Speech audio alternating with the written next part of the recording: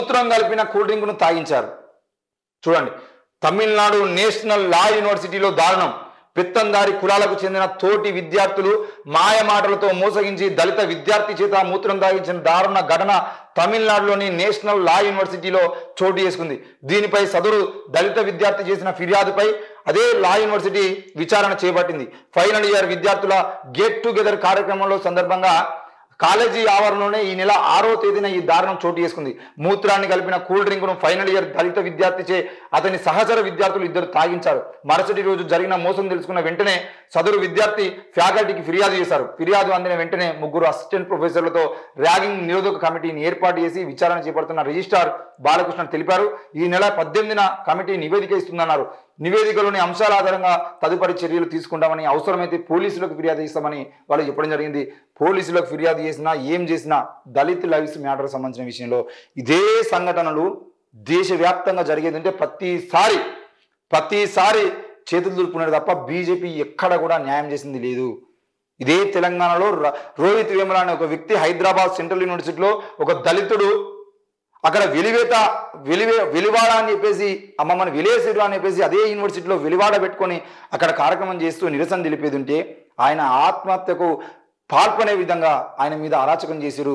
ఈరోజు ఆ ఆత్మహత్య కాదు, అది ప్రభుత్వ హత్య, ముఖ్యంగా బీజేపీ హత్య అని చెప్పేసి ఎంతో మంది ధర్నాలు చేసి చివరికి ఎక్కడైతే వెలివాడ పెట్టుకున్నాడో అక్కడనే ఆయన విగ్రహాన్ని పెట్టడం పరిస్థితి యూనివర్సిటీలో ఎందుకు వస్తుంది? మరి యూనివర్సిటీలో కూడా ఈ కులం ఎందుకు ఆ పేరుకుపోతుంది అనే విషయం మీద మనం ఆలోచన చేస్తే కేంద్రం నరేంద్ర మోడీ వచ్చిన తర్వాతనే దానికి విపరీతంగా డిమాండ్ పెరిగింది. ఆ ఎవరైతే పెత్తందారి కులాల వాళ్ళు ఉన్నారో వాళ్ళు విపరీతమైనటువంటి దాడులు చేసిన పరిస్థితి మనకు కనబడతా ఉంది. అన్ని యూనివర్సిటీలో, కేవలం తమిళనాడు యూనివర్సిటీ కాదు, హైదరాబాద్ సెంట్రల్ యూనివర్సిటీలో జరిగింది ఇదే, దేశంలో ఎన్నో యూనివర్సిటీలో జరుగుతున్నది ఇదే. అవసరమైతే జేఎన్యూలో కూడా ఇప్పటికీ దళిత నాయకుల మీద దాడులు చేస్తున్న పరిస్థితి మనం చూస్తా ఉన్నాం. ఏబీవీపీ వాళ్ళు అయితే అక్కడ జేఎన్యూ విద్యార్థి సంఘాల నాయకుల మీద, ముఖ్యంగా ఎస్ఎఫ్ఐ నాయకుల మీద కూడా ఎన్నో దాడులు చేసిన పరిస్థితి మనం చూసినాం. అమ్మాయిలను చూడకుండా కూడా వాళ్ళ మీద దాడులు చేసిన పరిస్థితి మనం చూసినాం.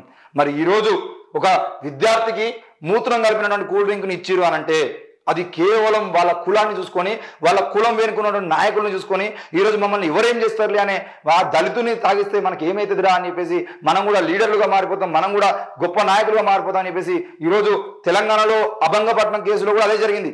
అభంగపట్నంలో ఒక బీజేపీ నాయకుడు ఇద్దరు దళిత యువకుల్ని మురికి గుంటలో ముంచి వాళ్ళ మీద అరాచకం చేస్తే అక్కడికి అభంగపట్నంకి వందల మంది ఇక్కడ దళిత సంఘ నాయకులు, విద్యార్థి సంఘాల నాయకులు వేలాది మంది అక్కడికి చేరుకొని ధర్నాలు రాస్తారోకలు వేసేది ఏంటి?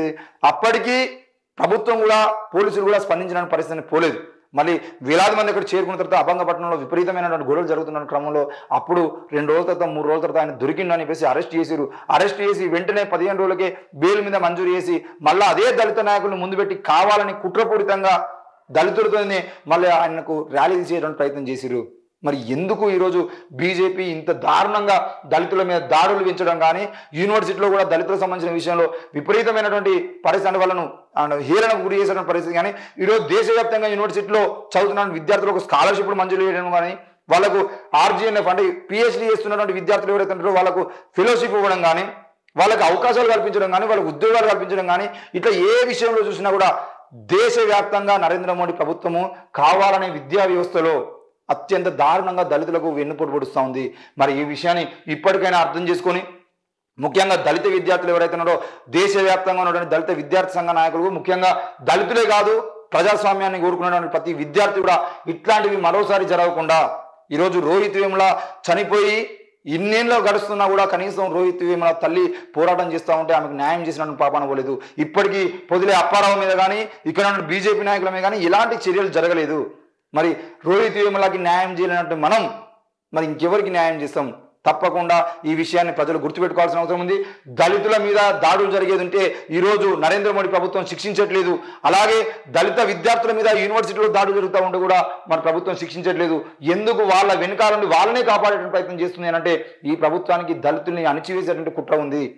ఈ ప్రభుత్వం కావాలనే దళితుల మీద దాడులు పెంచి అవసరమైతే రాజ్యాంగాన్ని మారుస్తామని చెప్పేసి ప్రకటన చేస్తూ, అవసరమైతే ఈ దేశ వ్యవస్థని మారుస్తామని చెప్పేసి చట్టాలను తీసుకొస్తూ ఈ దేశంలో అత్యంత గొప్పగా ఉన్నటువంటి భారత రాజ్యాంగం మీద దాడి చేసిన ప్రయత్నాలు బీజేపీ ఎప్పటి నుండి చేస్తుంది. ఇప్పటికైనా అర్థం చేసుకోకపోతే ఇట్లా ఎంతో మందితోనే అవసరమైతే మనం లాస్ట్ టైం కూడా చూసినాం, ఎన్నో రాష్ట్రాల్లో మూత్రం దాగించడము, చెప్పుతో ఆ నీళ్లు పోసి చెప్పులతో నీళ్లు తాగించడము, దళితుల మీద దాడులు చేయడము, ఇట్లాంటి ప్రతిసారి చూస్తూనే ఉన్నాం. అయినా కూడా ఆ కేసుల్లో ఎందుకు ప్రభుత్వం వెనక్కిపోతుందంటే ఇన్ని రోజుల పాటు దళితులకు ఏకైక అండగా ఉన్నటువంటి ఎస్సీ ఎస్టీ అట్రాసిటీ చట్టం ఏదైతే ఉందో ఆ అట్రాసిటీ చట్టాన్ని నీరు గారుస్తూ గత 3 సంవత్సరాలుగా అట్రాసిటీ చట్టాన్ని నీరు గారుస్తూ కావాలని నరేంద్ర మోడీ ప్రభుత్వం దేశవ్యాప్తంగా ఉన్నటువంటి పోలీస్ స్టేషన్లు కానీ ప్రభుత్వాలకు కానీ ఆర్డినెన్స్ జారీ చేసింది. ఆ ఆర్డినెన్స్ లో భాగంగా ఎస్సీ ఎస్టీ అట్రాసిటీ చట్టాలకు సంబంధించిన విషయంలో ఎక్కడ కూడా కేసులు కాకుండా నీరు గార్చేయడానికి ప్రయత్నం చేస్తూ ఉంది.